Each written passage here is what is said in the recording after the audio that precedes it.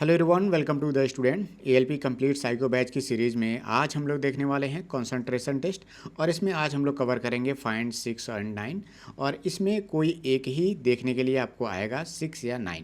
इसको करने से पहले मैं आपको ये बताना चाहता हूँ कि रेलवे इस टेस्ट को, कंसंट्रेशन टेस्ट को क्यों कराता है, इसके पीछे का क्या कारण है, एएलपी की लाइफ में जो आप जॉब करते हैं उसमें इसका क्या यूज है, पहले उसको देख लेते हैं। उसके बाद से हम इंस्ट्रक्शन देखेंगे और इसमें मैं बहुत ही बेहतरीन ट्रिक आपको बताऊंगा जिससे आप इस पेपर को दिए हुए टाइम में बहुत आसानी से कंप्लीट कर ले जाएंगे। आपने जितने भी रेलगाड़ियाँ देखी होंगी उसमें हर एक बोगियों पे बोगी का नंबर लिखा होता है, चाहे वो मालगाड़ी हो गया चाहे आपका पैसेंजर वाली गाड़ी हो गई, उस पे बोगियों की संख्या जो लिखी होती है। एएलपी में जब स्टार्टिंग में आप ड्यूटी के लिए जाते हो तो जनरली आपको मालगाड़ियाँ ही दी जाती हैं। तो यहाँ पे आप देख रहे होंगे कि पूरा डिजिट लिखा होगा, यहाँ पे 11 नंबर का टोटल डिजिट यहाँ पे ये लिखा हुआ है। फिर उसके बाद से आप यहाँ पे देखिए, इसमें भी आपका जो डिजिट लिखा हुआ है इसकी संख्या ज़्यादा है। अब ऐसे में क्या होता है कि जब आप ड्यूटी लेने जाते हो तो इंजन में आपको एक पेपर मिलता है जो ब्रेक ब्रेक पावर सर्टिफिकेट के नाम से जाना जाता है, जिसे हम बीपीसी कहते हैं। जो लोग पहले से ज्वाइन हैं वो लोग इस बात को समझ रहे होंगे। इसमें क्या होता है कि पूरी गाड़ी में जितने भी आपके वैगन लगे हुए हैं उन सभी के जो नंबर हैं वो नंबर यहाँ पे लिखे रहते हैं। जैसे मान लीजिए इसमें पहले नंबर पे लिखा रहेगा 3007936304, ऐसे करके पूरा लिखा रहता है। और दो पार्ट में लिखा रहता है, इधर सारे डिजिट लिखे रहेंगे बोगियों के नंबर, फिर इसके बाद से इधर लिखा रहता है ऐसे पूरा।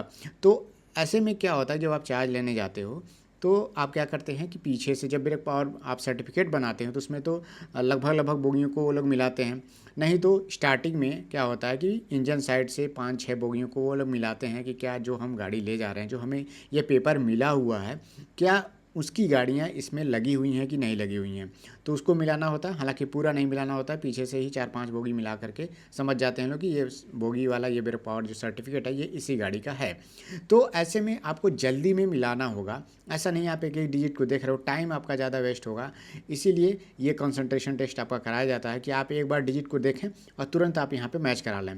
दूसरी बात क्या है कि जो ब्रेक पावर सर्टिफिकेट आपको मिलता है ये इसमें कोई ऐसा नहीं है कि पहले नंबर पे जो लिखा हुआ है वो जो नंबर है वो आपका इंजन से पहली वाली बोगी का जो नंबर है वो सटीक पहले नंबर पे मैच करें।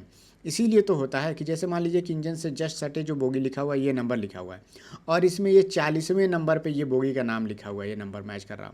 तो जब ये बोगी पे नंबर आप देखते हो और पेपर में देखते हो तो पूरा ढूंढना पड़ता है कि कहाँ है ये लिखा हुआ है। पता चलता है कि 40वें नंबर पे वो लिखा हुआ है। तो कितना जल्दी आप इसको ढूंढ पाते हैं, बोगी का नंबर आप मैच करा पाते हैं, इसका टेस्ट आपका वहाँ पे होता है।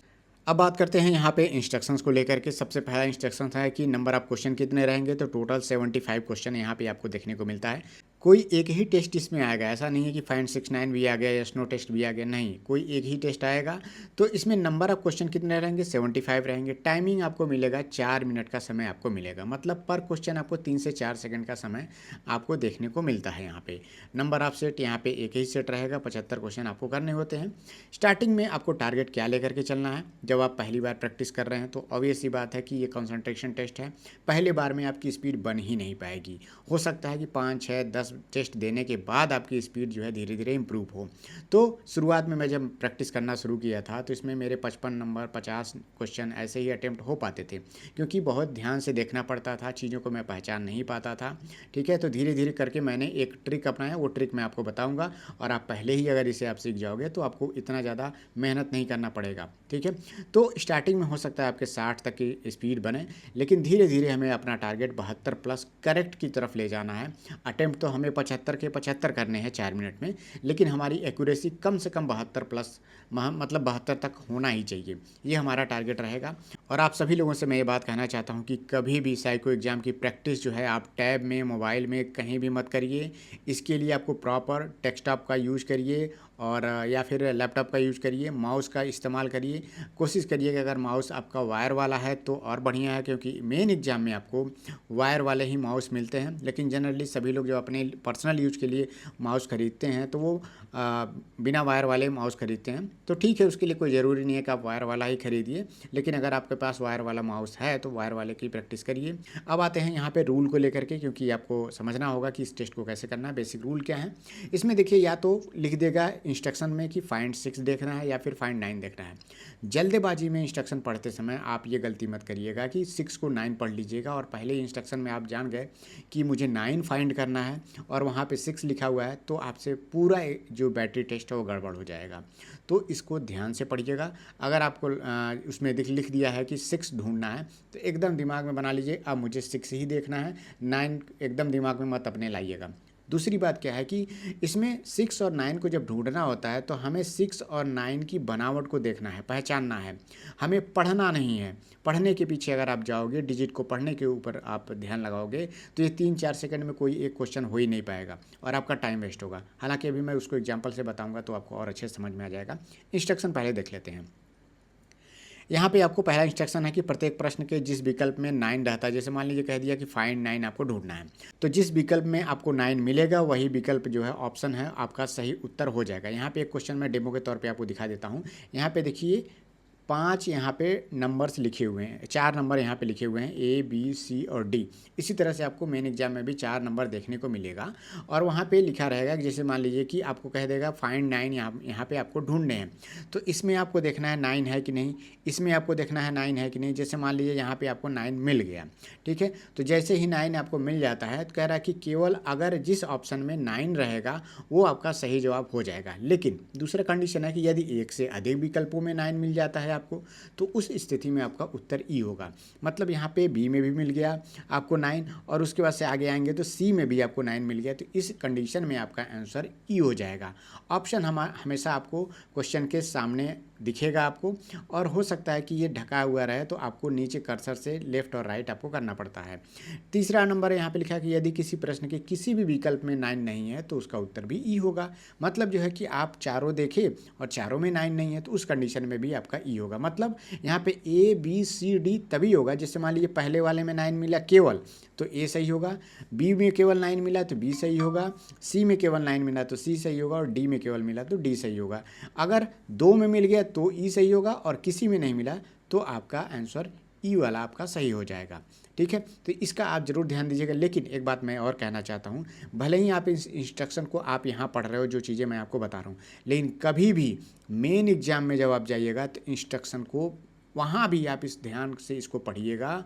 अगर इसमें किसी भी लाइन में कुछ फेरबदल करता है तो आपको वहीं अलर्ट हो जाना है। ठीक है, तो इसका ध्यान आप जरूर वहाँ पे दीजिएगा। हालांकि चीज़ें इसी तरह से आती हैं, फाइंड 6 और 9 में सेम ही इंस्ट्रक्शन आपको देखने को मिलता है, लेकिन फिर भी मैं कहूँगा इंस्ट्रक्शन आपको ध्यान से पढ़ना है। खास करके टाइमिंग को भी आपको देख करके चलना है, क्योंकि अगर मेन एग्जाम में भी आपको 4 मिनट का टाइम मिला तो आपको सेम स्पीड के साथ काम करना है। लेकिन अगर इसमें 6 मिनट का टाइम मिल जाता है, 5 मिनट का टाइम मिल जाता है, तो आपको उसी हिसाब से थोड़ा सा स्पीड स्लो कर सकते हैं। लेकिन कई लोग कहते हैं कि मेरी स्पीड जब स्लो करता हूँ अगर टाइमिंग बढ़ जाता है तो मेरा जो है कि कुछ ज़्यादा ही स्लो हो जाता है और छूट जाता है। तो आपको लगता है कि अगर मेरा 4 मिनट में भी एक्यूरेसी मेंटेन है तो आप सेम स्पीड पे चलिएगा और समय से पहले कर लीजिएगा। और समय से पहले जब पेपर हो जाएगा तो आप चाहो तो 10-20 क्वेश्चन और आप मिला भी सकते हैं दोबारा। इसका ध्यान आप जरूर दीजिएगा कि पहले ही राउंड में कभी भी मैच नहीं कराना है। हालांकि मैं आपको बताता हूँ आपकी इसमें ट्रिक कैसे यूज करना है, पहले आप इस चीज़ को भी सीख लीजिए।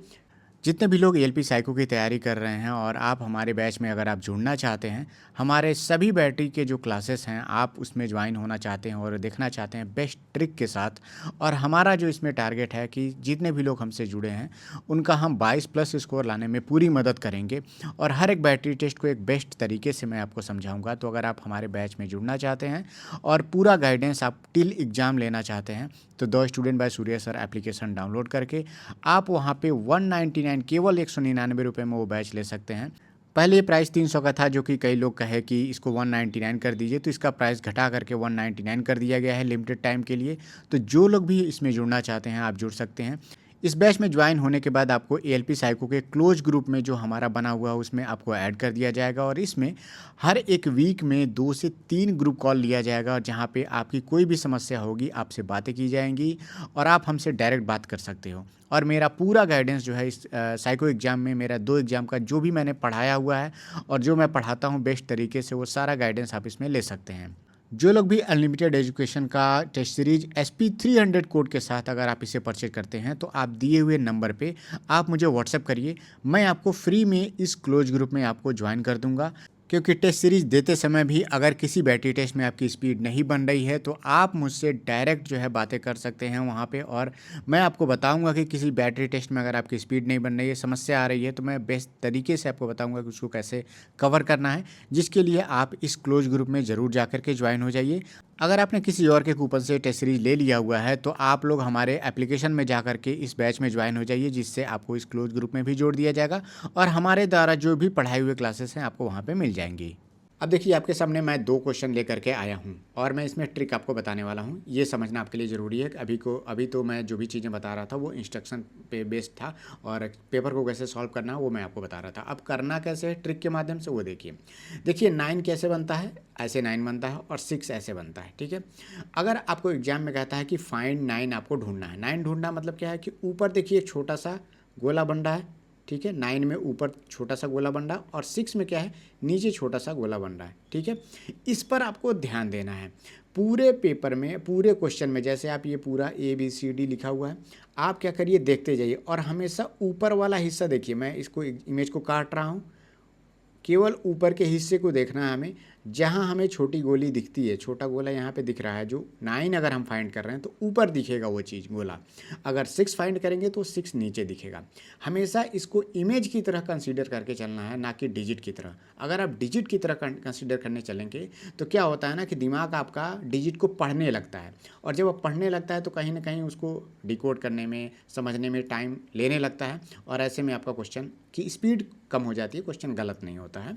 तो अब देखिए जैसे मान लीजिए कि पहले वाले में केवल ऊपर ऊपर देखिए, ऊपर देखोगे तो अब 8 का एक गोला दिखेगा, तो 8 पे आप देख लीजिए, 8 वो तुरंत आप पढ़ भी सकते हैं 8 है, लेकिन 8 के अलावा केवल 9 पे दिखेगा, ठीक है। तो 9 पे हम आते हैं। पहले केवल ऊपर ऊपर देखिए, आप ऊपर देखते हैं, आप 8 पे आया, चलिए इसमें 8 है, फिर ऊपर ऊपर आते हैं, इसमें 9 मिल गया, ये यही हो सकता है, फिर इसमें 2 मिल गया। जैसे ही आपको B और C में, दूसरे पे C पे मिला, D को नहीं देखना है, तुरंत E पे क्लिक करना है आपको, D पे ध्यान नहीं जाना चाहिए आपका। अगर मान लीजिए A में 9 मिल जाता, B में ही 9 मिल जाता, तो C और D को हमें नहीं देखना है, तुरंत E पे क्लिक करना है। दूसरी बात, हमेशा आपका माउस का जो पॉइंटर है हमेशा इस साइड में होना चाहिए, मतलब राइट हैंड से आपने माउस पकड़ा हुआ है तो वो हमेशा इसी साइड पे होना चाहिए। कई लोग क्या करते हैं कि माउस को यहाँ पे जो पॉइंटर होता है, धीरे धीरे ऐसे इधर उधर स्लाइड करते रहते हैं, ऐसे ऐसे लेके जाते रहते हैं, फिर उसके बाद जाएंगे तो ई मिलेगा तो ई पे क्लिक करेंगे, इसमें भी आपका टाइम वेस्ट होगा।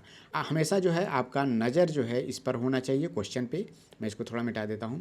क्वेश्चन पे आपकी नज़र बनी होनी चाहिए, और माउस वाला जो पॉइंटर है इस चारों पॉइंट से, ऑप्शन से, पांचों ऑप्शन से कभी भी इधर और इधर नहीं होना चाहिए। मेन एग्जाम में एक चीज़ और मैं आपको बता दे रहा हूँ कि ए पे क्लिक करने पे आपका ऑप्शन क्लिक नहीं होगा, हमेशा इस छोटे वाले सर्किल पे क्लिक होता है, और वो बहुत ही डार्क क्लिक नहीं रहता, बहुत हल्का ब्लैक कलर का क्लिक होता है। तो इसका भी आपको ध्यान देना कि पॉइंटर एकदम जब इस पर क्लिक होगा तभी आपका आंसर सही हो पाएगा। दूसरी चीज़ है कि मैं पिछली वीडियो में भी बता चुका हूँ कि आपको ध्यान देना है कि कई बार जल्दबाजी में लोग जो है कि बहुत फास्ट क्लिक करते हैं। तो देखिए एक बार जैसे ही आप लेफ्ट साइड का क्लिक करोगे इस पर, तो अगर जल्दबाजी में आप 2 बार क्लिक कर दोगे तो ये तुरंत अनक्लिक हो जाएगा। और ब्लैक होने का एक टाइमिंग डिसाइड है इसमें, कि जैसे ही आप एक बार क्लिक करते हो तो वो माइक्रो सेकेंड, थोड़ा सा 1 सेकेंड में कुछ पल का इंतजार होने के बाद ये ब्लैक होता है। ऐसा नहीं है कि आप तुरंत देख रहे हो और एक बार क्लिक किया नहीं हो रहा है तो डबल बार क्लिक कर दिए फिर वाइट हो जा रहा है, तो आप कह रहे हो अरे यार सर्वर ही काम नहीं कर रहा है, मैं 2 बार क्लिक कर रहा हूँ क्लिक ही नहीं हो रहा है। 2 बार क्लिक नहीं, 1 बार क्लिक में होगा, लेकिन थोड़ा आपको वेट करना है। ऐसा नहीं है 2 बार 3 बार क्लिक करोगे और वाइट का वाइट ही रह जा रहा है वो, तो आप कह रहे हैं सर्वर स्लो कर रहा है, बहुत स्पीड स्लो है। ऐसा नहीं है, स्पीड स्लो नहीं रहती है। क्लिक करने के बाद जो ब्लैक कलर का आउटपुट आपको मिलेगा इसमें ऑप्शन में, उसके लिए आपको इंतजार करना है, इसमें घबराना नहीं है। कई लोग जो है पिछली बार में इस चक्कर में बहुत ज़्यादा उनका नुकसान हुआ, तो इस चीज़ को मैं पहले ही बता दे रहा हूँ और कई वीडियो में मैंने ये बात बताई हुई है। तो ये चीज़ आप ध्यान दीजिएगा कि क्वेश्चन को कैसे करना है, ये बहुत ही बेहतरीन तरीका है इसको करने का। और 6 और 9 की बनावट पे ज़्यादातर आप इसको ध्यान दीजिएगा। उसी तरह से हम दूसरे वाले क्वेश्चन पे आते हैं। अगर हमें 9 फाइंड करना है तो तुरंत आप केवल ऊपर वाले हिस्से को देखिए, 9 में ये 9 यहाँ पे मिल गया। ऊपर आते हैं तुरंत दूसरे वाले डी वाले में, सी वाले में 9 मिल गया आपको, तो तुरंत हमें ई पे क्लिक कर देना है, आगे हमें कुछ भी नहीं देखना है। एक और इम्पॉर्टेंट बात है यहाँ पे कि आपको कभी भी आंसर को क्रॉस चेक नहीं करना है इसमें भी, क्योंकि जो स्पीड वाले क्वेश्चन होते हैं, जो स्पीड वाले बैटरी टेस्ट हैं, उसमें जब आप क्रॉस चेक करने की कोशिश करते हैं, ऐसे में आपका क्वेश्चन छूट जाएगा। अगर आप एक बार देख लिए हैं, जैसे मान लीजिए कभी कभी क्या होगा, ऐसी कंडीशन कब बनेगी, जैसे मान लीजिए आपने यहाँ से यहाँ तक पूरा देखा और कहीं भी आपको 9 नहीं मिला, अब ऐसे में संदेह आपके मन में ज़्यादा बनने लगता है, अरे यार कहीं ऐसा तो नहीं है मैं छोड़ दिया, मुझे दिखा ही नहीं। तो तुरंत आपको ई पे क्लिक करके आगे बढ़ना है। एक बार आपने देख लिया नहीं मिला, तो अगर मान लीजिए कि पूरे पेपर में 75 क्वेश्चन में से अगर 20 क्वेश्चन के साथ ऐसी कंडीशन लगा दे कि कहीं भी 9 वो ना लिखा रहे, तो उस 20 को आप जो है कि कम से कम 15 क्वेश्चन को बार बार आप मिलाओगे। 20 में चलो 20 आपने नहीं मिलाया, 15 क्वेश्चन को दोबारा क्रॉस चेक किया, रीचेक किया, तो ऐसे में आपका नुकसान हो जाएगा। ये 15 क्वेश्चन आपका बहुत ज़्यादा नुकसान कर देगा। तो इसीलिए इसका ध्यान दीजिएगा आप कि कभी भी क्रॉस चेक मत करिएगा, और धीरे धीरे अगर आप प्रैक्टिस करोगे तो इस पर भी कॉन्फिडेंस आ जाएगा। और कहीं आपका क्रॉस चेक में एक गलती हो गया तो बार बार आपको क्रॉस चेक करने के लिए मन कहेगा, और ऐसे में पेपर आपका बहुत ख़राब हो जाएगा। तो ये आदत तो हमेशा अपने दिमाग में से निकाल लीजिए कि कभी भी इस चीज़ का आदत नहीं डालना है, संदेह नहीं पैदा करना है। एक बार जो क्वेश्चन हो गया तो हो गया, और संदेह कब पैदा होगा वो भी कंडीशन मैंने बता दिया कि जब आप ए से लेकर के डी तक जाएंगे, अगर कोई भी ऑप्शन में 9 नहीं मिला तब संदेह आपके मन में होने लगेगा। अब लास्ट पॉइंट यहाँ पे मैं एक और बताना चाहता हूँ। यहाँ पे एग्जांपल देखिए, 1 से 5 तक के फॉर्मेट में आप देख रहे होंगे कि टेक्स्ट बड़े दिख रहे हैं, उसके नीचे वाले फॉर्मेट में आप देख रहे होंगे टेक्स्ट छोटे दिख रहे हैं।